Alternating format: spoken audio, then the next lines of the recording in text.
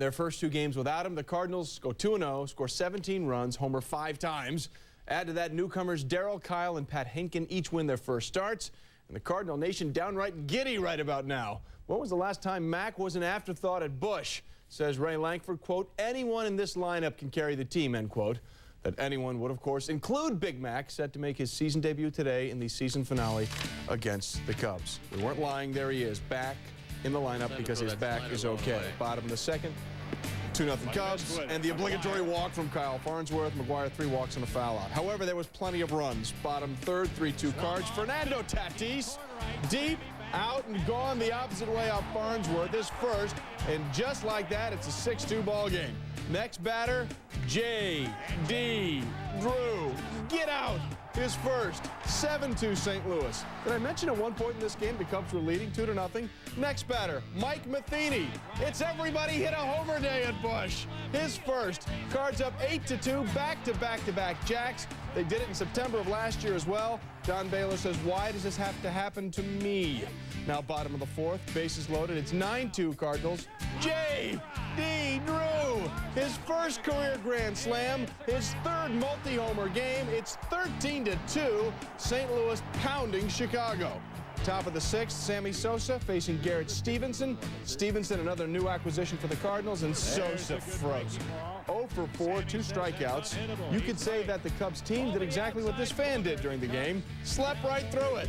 Cards win 13-3. They outscore the Cubs 30-8 in the 3-game sweep.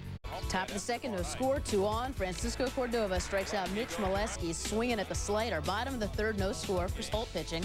Brian Giles, he had a big day. Takes Holt over the right field wall for a solo shot. Giles' first homer of the season. Pirates lead 1-0.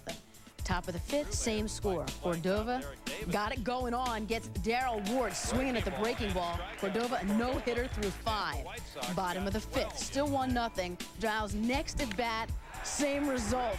Giles crushes Holt's fastball to the right field scoreboard. Another solo shot. Pirates lead 2-0. Top of the sixth, same score. Cordova freezes Roger Cedeno with the breaking ball. No-hitter through 6. Top of the seventh. Cordova strikes out Jeff Bagwell swinging. No-hitter through 7. Top of the eighth. Still no-hitter going. Molesky hits Cordova's pitch deep to center. Adrian Brown trying to get under it, but it's off the wall for a stand-up double. Cordova went 7 1/3 with 7 Ks. Bottom of the eighth, 1 man on. Giles again hits Mike Maddox's pitch hard down the first base line. Pat Mears scores, and Giles going to third. Is he going to make it? No problem. Pirates win it 10-1. Houston hit only 2 balls out of the infield before Molesky broke up the no-hitter. Cordova is now 6-2 lifetime against the Stros. Giles went a career-high 5 for 5 with 2 solo homers and a triple, missing only a double to hit for the cycle. Batting average was totally naked, totally nude, but 2 things should be pointed out. He's a fan of that show, and more relevant, he had 9 hitless streaks of 10 or more at-bats the 2 previous seasons in Seattle, and still he thrived. So lay off, Junior 0 for 10 and coming to the plate. Here he is, bottom of the first, not a score. Pokey Reese is out there, and there you go. Same place that the hit king Pete Rose put his ball to get the record, or near that place. Griffey didn't hit again the rest of the game, 1 for 14. I mean, he batted, but he didn't get a hit. Now to the third, 2-0 Reds. Pokey Reese, that looks pretty good. Pokey 5 for his last 5 at that point, dating back to Wednesday. Reds put it away here in the fourth, 1 on, 2 out. Aaron Boone is your batter. Jamie Navarro's throwing. Big plate of meat. Boone's first of the season. The Reds win it. Show them what they've won. Major League Baseball game 5-1. So first hit for Ken Griffey's son. First win for the Reds. Griffey says he's trying to get adapted. Quoting here, the last time I hit in this ballpark, I was a senior in high school. Griffey kept the ball that was involved in his first hit. Then he immediately began yelling at himself so that he would autograph it. Conks it up the middle of the field. Mike Bordick, the good play. Wings it across. Pascal, he's the guy who makes those plays. 5th inning, same score. Indians, bases loaded, no out. Who's on first? What's on second? I don't know. Pat Rapp to Robbie Alomar. That's a case of the man holding us down. Manny Ramirez, he'll end it. 1, 2, 3. Pat Rapp has won the 5th inning. Bottom of the 6th, 2 on for Charles Johnson. He's going real well. This time, a 3-run dong. It's out. Next batter, Mike Bordick. And another game with back-to-back. Bordick, the Mainer. And the O's beat the Tribe by a count of 6-2. So the Orioles get 2 out of 3 from Cleveland. Last season, Baltimore didn't win a season series, or rather a series, until May against Ray Durham. And even with derogatory credit, you can own a brand new car. Durham's first of the season, 10th as a leadoff batter in his career.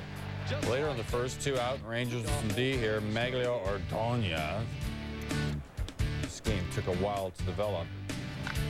Frank Catalanato. That is fancy. Gets Ordonez at first. Sox up 1-0 after 1. Now to the 5th. Sox up 4-0. Frank Thomas. He's going to get his name in the paper.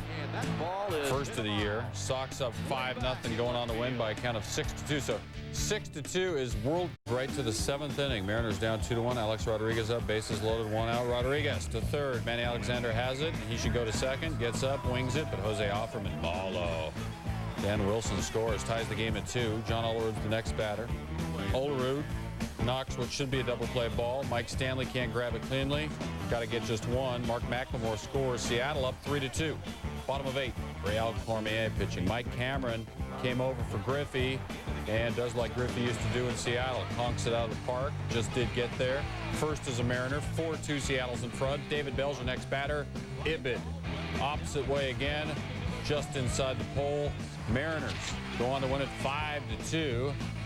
Masahiro Sasaki, Japan's all-time saves leader, gets his first major league save. Remember, he was Harold Reynolds' pick for AL Rookie of the Year. Bottom of the 2nd, Lenny Harris in there for the injured Matt Williams.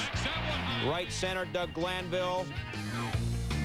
Where are you, Doug? Makes the catch, but he thinks there are 3 outs. A dicey situation because there are only 2 outs. Steve Finley able to score all the way from 2nd, and it's 1-0 Arizona. Loss of focus out there. Top of the 8th. Scott Rowland to center. Finley coming in. Can't make the catch. Glanville scores. And we're tied at 2. All tied at 2. Bottom of the 11th. Bases loaded, 1 out. Lenny Harris. They're going for 2. They got to have it or the game's over. They don't get it. And the winning run scores as the D-backs win it in 11, 3-2. Remember, last season, the D-backs were 2nd of the majors with 21 extra inning games. And Marlins in the 2nd inning, it's 1-0. And Joe Nathan having a pretty good day. 9 Ks in 7 innings.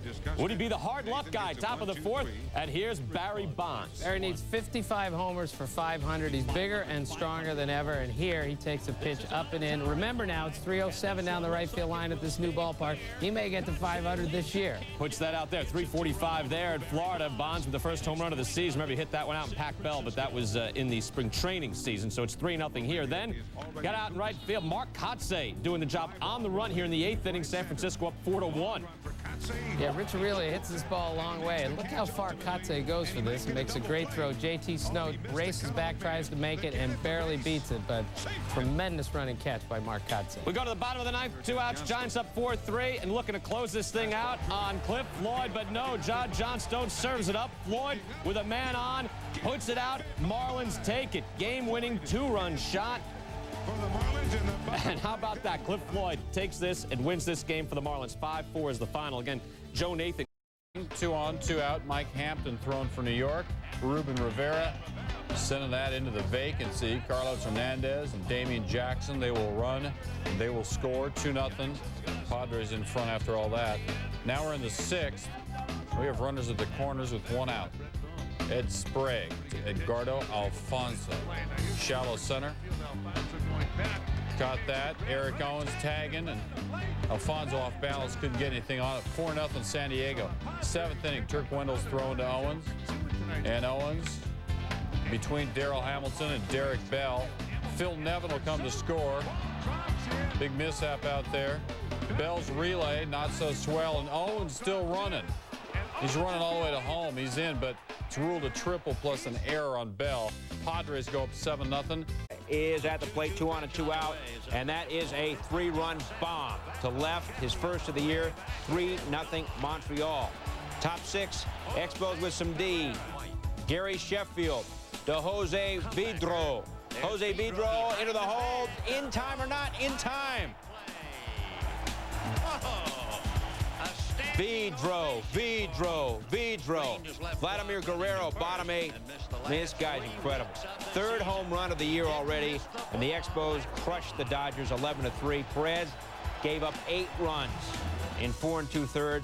After the game, he said, I'm going to bed and I'm going to think about my next start. I'm not going to drive myself crazy like I did last year. Jays this afternoon. Chad Durbin making his first Major League start, and he'd make it a big day. Bottom of the 1st, 2 outs, game is scoreless. Durbin gets Raul Mondesi to ground out to Ray Sanchez to end the inning. Durbin retires the side in order in the 1st. Bottom of the 4th, 2 outs, Toronto up 1-0. Durbin gets Carlos Delgado to chase one out of the strike zone. Durbin went 6 innings, gave up just a hit. Top of the 6th, game tied at 1. Mike Sweeney at second. Sweeney makes a run for third base. Darren Fletcher throws wildly to third. Sweeney scores. Royals take the 2-1 lead. Later in the 6th, bases loaded. Johnny Damon rips a single up the middle. Mark Quinn comes around to score. Royals lead 3-1. The 6th inning, it was a little rough for the Blue Jays. The Royals would increase the lead to 5-1. The Blue Jays had 3 errors in the inning. 9 runs in the 6th. The Jays hadn't given up a 9 spot since June 30th of '92. The Royals sent 13 men to the plate in the inning. The teams split the 4-game series. Susie, the wrinkle-proof Devil Rays and Twins. Twins leading 1-0, man on in the 1st. David Ortiz belts a Dan Wheeler pitch to right center. Gerald Williams, not impressed, makes the great leaping grab. Miguel Cairo, relay throw. Matt Lawton is toast, doubled off first. Twins leading 6-5 in the 9th. Travis Miller on the mound for the Twins, and Greg Vaughn, contact! His first homer as a Devil Ray, and ladies, nice catch in the stands by the fan. Game tied at 6. Next batter, Herbert Perry facing Hesper Carrasco, and Perry grounds to Denny Hocking at 3rd, but he throws wide at 1st. Perry goes to 2nd on the error. We're still alive in the 9th inning. Keep in mind these two played a great game last night with a Twins comeback in the 9th. Miguel Cairo had a big day, singles off Carrasco. Pinch runner Tony Graffinino comes in to score. And the Perma-Press D-Rays hang on to win. The final score, 7-6. How about Cairo? 3 for 4.